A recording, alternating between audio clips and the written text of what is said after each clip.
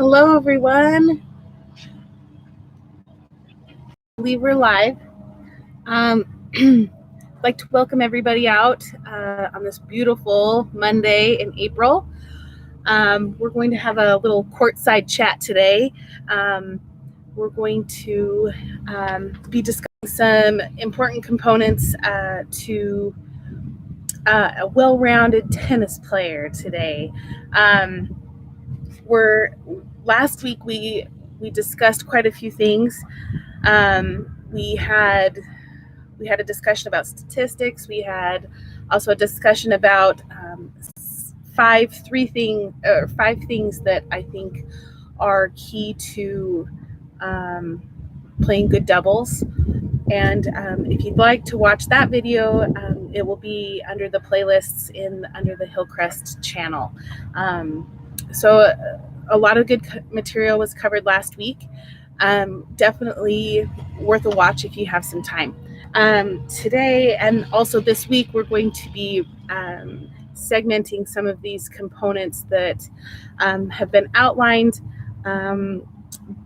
by numerous professionals in the tennis industry as components that are key to a well-rounded tennis player and will help you reach your goals, not only just in your winnings, but also reach your optimal potential. So that being said, today we're going to talk about the first three that have been outlined. And I've got a little board here, so I'll hopefully be able to show you. So we have this little chart here. You can see that. So we have the physical, the technical, the tactical, strategic, mental, and then also environmental. So we'll be breaking down. We'll take these first three today. And then Wednesday we'll be discussing the last three. Okay, so when we're talking about these components, these are for any player at any level. So from the 10 and under tennis that we have going here at the club, all the way up to the pro level, the ATP and the WTA. Everybody has that room for improvement, and we also have that ability to get you better. And so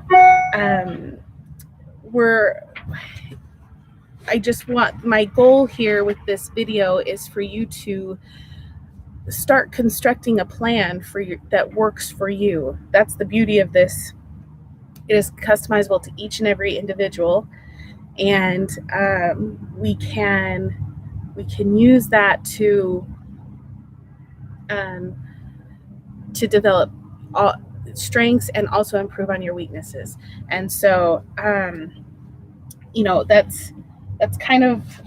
is my goal with these next two videos, is that I can kind of outline for you these important components, and then using those as kind of your framework, and then develop a plan for you and what your goals are as a player, and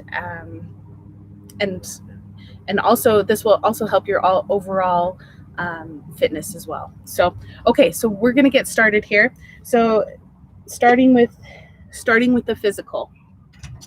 All right, so there are several subtopics for that, but let's talk about physical. What I think the main thing here is tennis is a physical sport, right? So I'll let you look and see. So tennis is very physical. There's a lot of moving parts with this. It's when we talk about the physical aspect of tennis, we're talking about your aerobic, your anaerobic, your actual strength, your agility, your motor skills, all of those things that play a significant part in your movement on the court and your ability to move to a shot consistently over a period of an entire match. So let's talk about motor skills. That's really not necessarily applicable for adults because we've all basically mastered those motor skills. But in regards to little kids, it's very important for us as coaches to help those kids develop those motor skills and so that they learn how to move their body and move to a spot, catch, move, hit, those kinds of motions, because that will develop that groundwork for them that will make it easier once we move on to the other components. So that is key, but most adults have already developed that base. Okay, so then we're going to talk about conditioning, but that's kind of a broad brushstroke there. But conditioning,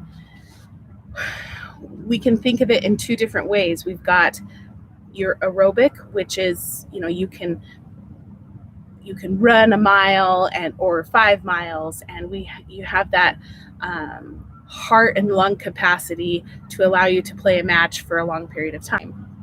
But then we also have the anaerobic, which is kind of that quick burst, that quickness and that fast pace. And then the aerobic then in turn helps you recover quicker. Okay, so those are the kind of things that we try to train for as we're preparing for matches, and even during our practice. We have to be able to sustain that long period of time without rest or with rest, and that will help you in your matches. Okay, so now we're going to be talking about strength. So strength is, if you define it, it's your ability to do one max rep. That's how you define strength. But you in tennis, that's not really necessarily applicable. You do need to be strong, and you need to be able. The stronger you are, the easier your kinetic chain moves. But we're also looking at your ability to, we're not trying to be as strong as possible, but we're looking to be, that strength is more of the flexibility, the range of motion, those kinds of things, and we'll discuss that later.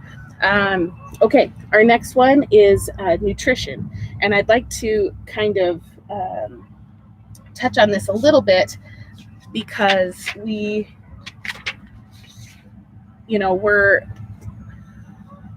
when we're playing matches, I think a lot of people forget that we're burning all of these calories, we're expending all of this energy, and we haven't established a strong base of nutrition.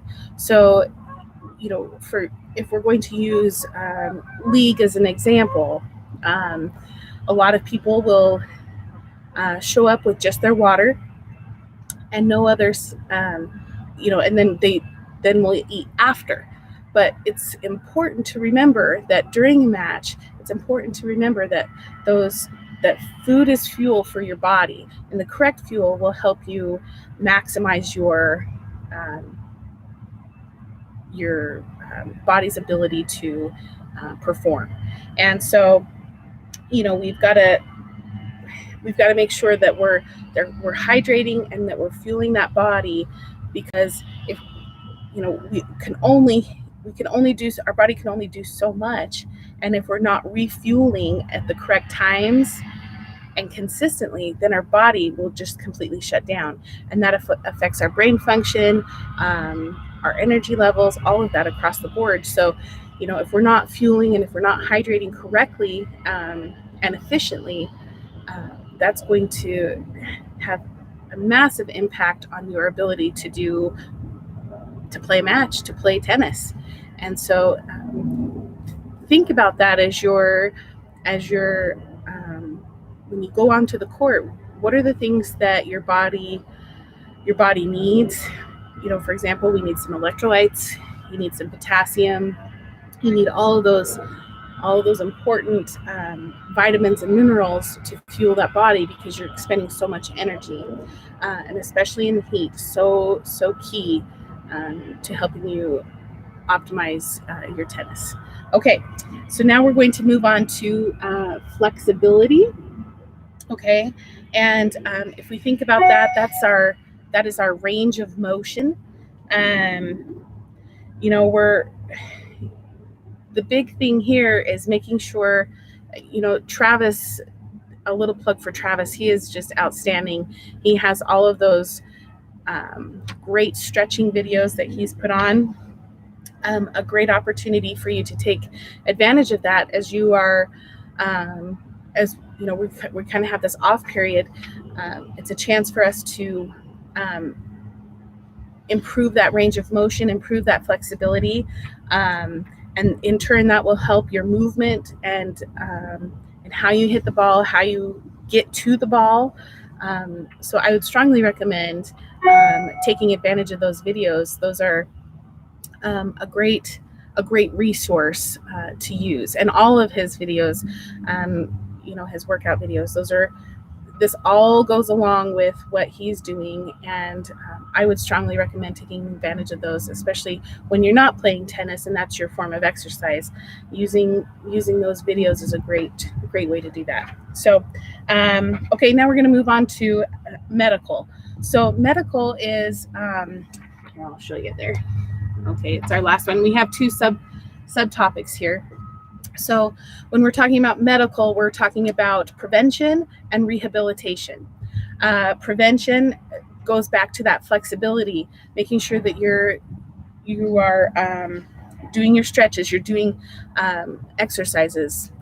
For example, for a rotator cuff, or for that shoulder strength and that upper body and your back, really stretching that rotator cuff, doing some exercises where we're developing that range of motion, stretching the upper back and your chest so that you're nice and loose. Those are the kinds of things that we're looking for. Now, in regards to rehabilitation, when we are injured, that doesn't prohibit us from doing things that, maybe if you've pulled a hamstring or if you've rolled an ankle, definitely doesn't hinder you from coming out and hitting some serves. You can have somebody drop you balls. You can still do those kinds of things. Also, if you've rolled an ankle, you can work your upper body. So just remember, when you're rehabbing, it doesn't necessarily mean that you have to completely stop. Just will be creative in how you approach some of the other things that you do. Okay, so we are going to move on to the technical. All right, so physical, and then the next one is technical. All right, so technical. All right, so we have tracking skills, racket skills, shot fundamentals, ball control, movement and footwork, developing weapons, and developing a game style.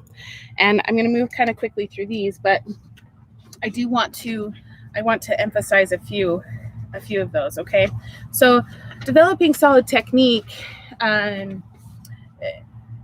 is going to help prevent the malfunction and breakdown during when you're under pressure. If you think about, if you reflect on some of the matches that you've played, practice matches, regular matches, whatever it is, if you think about those times when something is broken down, I can think of an example.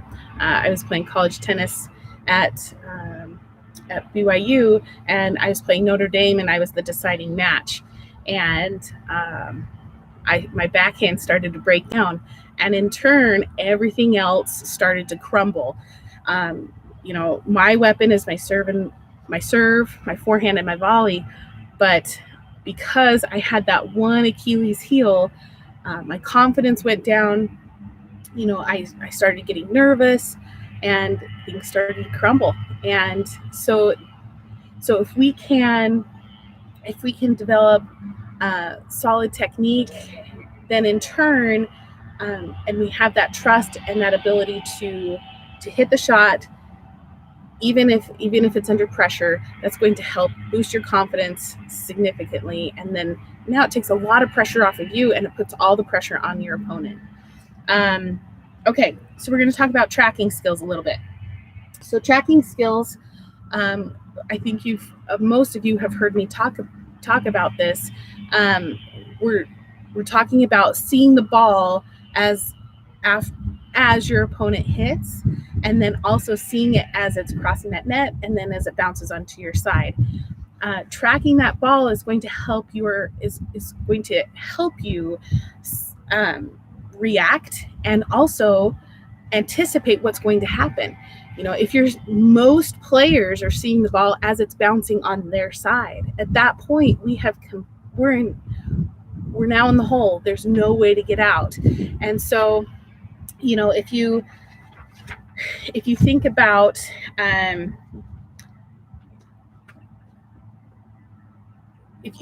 it as like the shot that your opponent hits is a question, and your response is an answer. You want to be able to see that question and try and anticipate what your answer is going to be before it's too late. Okay, so think about it if that's a good analogy for you. I really think I always like to see the ball off of my opponent's racket. That's my cue, and that's going to help me prepare for where the ball is going to go next.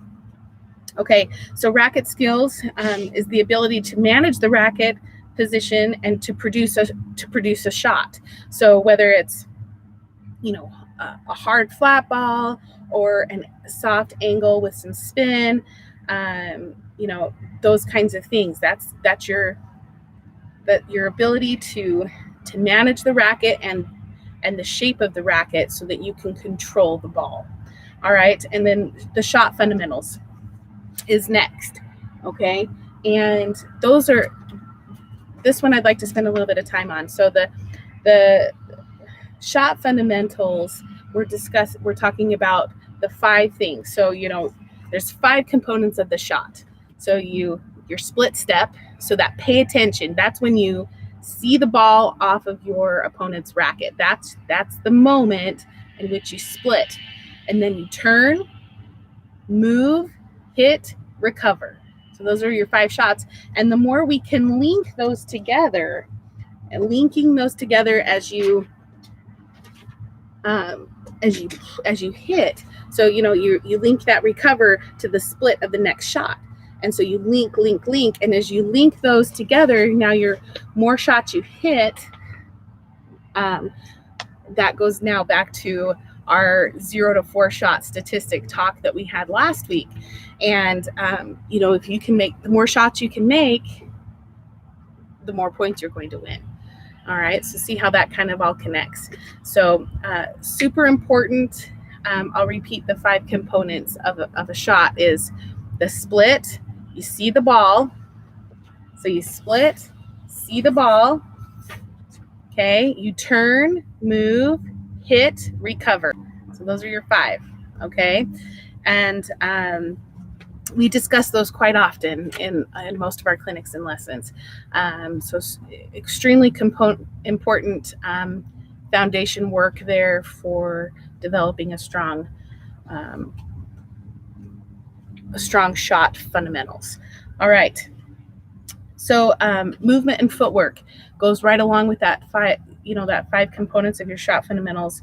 We're trying to establish the foundation, and it's the environment in which contact is constantly changing. Tennis is so difficult that way. Nothing is ever guaranteed, and so that's what makes tennis hard. And so the key is to be able to find where the ball is going to land, because that's going to define your contact. And then you have to move to that spot. And you have to make sure that you're on time with your feet, because if you're late arriving to that spot, now everything is off the timing. If you arrive early, great, but now you just have to wait and be patient with that. Okay, so we're going to move through these pretty quick here. So next is developing weapons. So most of us have something that we really rely upon, and that's great. And going back to my analogy in college, with my college tennis analogy, you know, I rely a lot on my forehand. I rely a lot on my serve. But if those shots are not in sync and they're not working that day, I better have something else up my sleeve to help me out. Because if I'm just relying upon those two shots, it's going to be tough. It's really going to require me to be on every time, because otherwise I don't have anything else in my repertoire. Okay, so you know, the more options, the better. And you know, like I said, not depending upon one shot, because you know, you never know what's going to happen that day. So, all right, and then developing a game style. So we're talking about, you know, a game style is really kind of individual. It's going to be based on a person's body build, a person's ability to, you know, move, and you know, you design it around the person, the individual person that you're working with. And so, you know, it's not one size fits all kind of thing. So, okay, now we're going to move on to tactical. And tactical is a little bit different than strategic. Okay, so just remember that. And we'll discuss that. We'll discuss that as next week as we go over that. But, all right. Papers are flying around here. Okay, so tactical. We are talking about, okay, so we're talking about the means. All right, here we go. So it's the means in which you carry out a specific match strategy or overall game plan. Okay, so those are that's tactical. So you know, we're talking about, going back to my analogy of thinking of the ball coming over to your side of the net as a question, and then your response is the answer. And so just when I think about it that way, it's like, okay, I have to make sure that I'm prepared. And going back to those shot fundamentals of the five shot fundamentals, you know, that's going to, if we can master those, now your tactics are going to be more consistent and more effective. Okay, so our first one is consistency. Okay, and consistency is being in position to hit the shot. And that goes back to our statistic talk the other day, is, okay, consistency doesn't mean, you know, hitting 15 balls. That doesn't happen very often. It's being able to stay in the rally 0 to 4 shots, and being able to make that person play one more ball, and having that mentality, that's a tactic. Okay, placement. All right, is our next one. Hitting the right shot from the right spot. Okay, so making sure that you're in the correct spot, you're moving to the correct spot, and then you're hitting it back to the other side, to the correct target. All right, so that goes back to what we talked about on Friday. You know, hitting that second serve and that first serve to the correct spot, hitting that first volley to that correct spot. So if you can place it to the correct placement over power. Don't get me wrong, power is super, super important, but we really need to place it correctly. So then you can add power later. Some of the most effective people that I've ever played against are the people that not necessarily hit the ball hard, because I like to hit the ball hard, but it's the people that place it correctly are way more effective. So think about that as you approach your practice, as you approach your matches. Power doesn't necessarily, it has its place, but placement is extremely important. Okay. Now we're going to talk about patterns. Okay. And that's your mode of play. So, for example, isolating an opponent's weakness, or hitting to the body on your serve, or capitalizing on the short ball. Those are the kinds of things that we're looking for. Patterns of play. A lot of times we do the 2 cross court, 1 down the line. Those are patterns of play. Those kinds of things. We're keeping the ball cross court, and then when it's a higher, shorter ball, it's a high and die, so you put that ball away. All right, now we're going to move on to spin. Again, super important. Heavy top spin deep, nice deep lob, or heavy top spin to push them back so that you can move in. Or if they hit it low, you hit it low back with some slice. Touch, feel shots. It's not always necessarily if they hit it back hard, you can feel that ball on your strings and just place it to the correct spot. And then power. Those are interchangeable, right? Because you can have some spin, or you can hit it hard. So thinking about how you can mix those up, because it's not necessarily, if they're anticipating the ball hard, or if they're anticipating that kind of lower ball, now they start to gain a rhythm. So you want to be mixing those up, interchanging those speeds to power, spin, those kinds of things. All right. And then your shot selection is our final one that we'll discuss today. It goes back to that understanding your shot fundamentals is understanding that incoming ball and where you have to move to. Your shot selection is going to be determined upon if you're in position to hit the correct shot. Each shot is different. Like I said, the environment is completely different every single time you hit the ball. It's not going to be in the same spot every time. So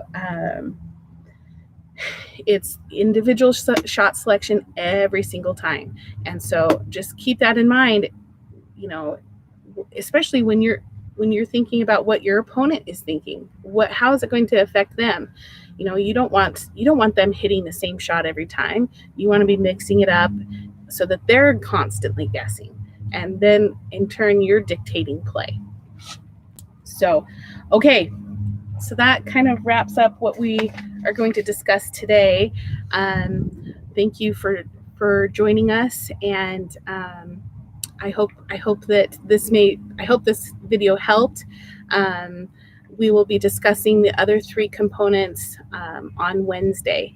And like I said, I say this every time, please feel free to reach out if you have any questions. I would be happy to sit down with you and discuss any questions, anything that I can help you with. So I'm here to help you maximize your potential and to help you be the best tennis player you can be. And I want nothing more than to help you and to make you out to be a champion here from Hillcrest Country Club. So have a wonderful day. Come out and play some tennis. It's a beautiful day today. And we will see you on Wednesday. Thank you so much. Bye-bye.